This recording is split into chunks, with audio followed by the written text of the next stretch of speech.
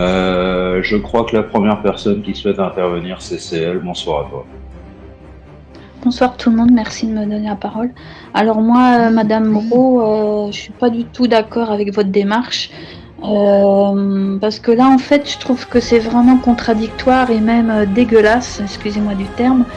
En fait, vous vous servez du nom de Zemmour pour faire votre bouquin, vous vous servez du nom de Zemmour pour revivre et même faire la plateforme patriote, vous vous servez de Zemmour, alors que vous n'arrêtez pas de dire du mal de lui. Donc je trouve ça déjà une démarche très malsaine. Et je voulais vous poser une question. Si Éric Zemmour avait gagné, est-ce que vous auriez fait ce livre-là? Est-ce que vous auriez raconté tout ça? J'en doute fort. Quand vous parlez de Monsieur Rivière et Monsieur Collard, c'est du même acabit. Ce sont des gens qui ont perdu. Vous êtes tous les trois, en fait, moi j'ai vraiment l'impression que votre ego en a pris un coup. Vous auriez voulu des postes importants chez Reconquête que vous n'avez pas eu. Et au lieu de... En fait, c'est une petite vengeance que vous êtes en train de faire. Vous descendez Éric Zemmour. Mais si Éric Zemmour n'avait pas créé Reconquête, si Éric Zemmour ne s'était pas lancé en politique, vous ne seriez pas là. Personne de nous ne serions là. Donc je trouve ça vraiment ignoble et nul de cette démarche de le casser, tout ça parce qu'il ne fait pas ce que vous avez envie qu'il fasse.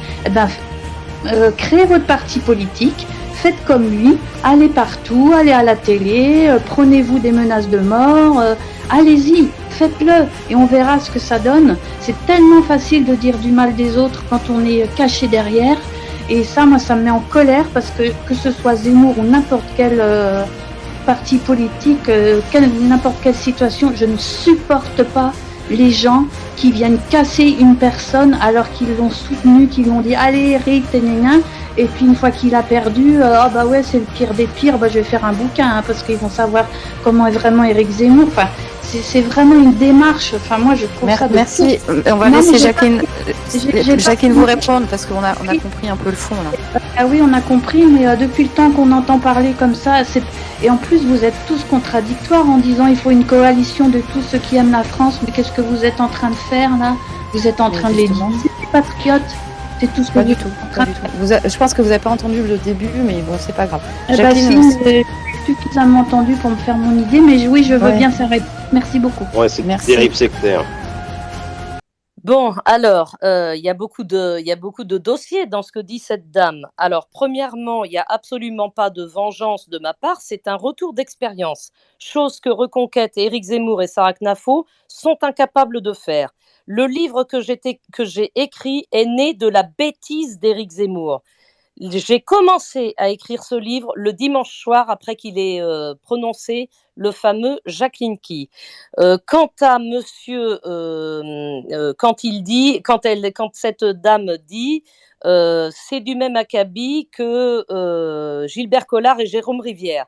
Eh bien, Gilbert Collard et Jérôme Rivière ont une autre carrière politique que celle d'Éric Zemmour à ce jour. Alors, je pense que c'est tout à leur honneur à eux plutôt qu'au sien.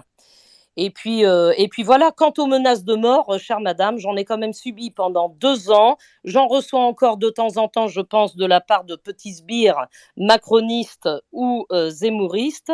Donc, je crois que je n'ai pas de leçon à recevoir là-dessus. Et bizarrement, vous n'avez pas dû bien suivre mon actualité parce que je ne fais pas partie de ceux qui se cachent derrière un écran. Bonne soirée.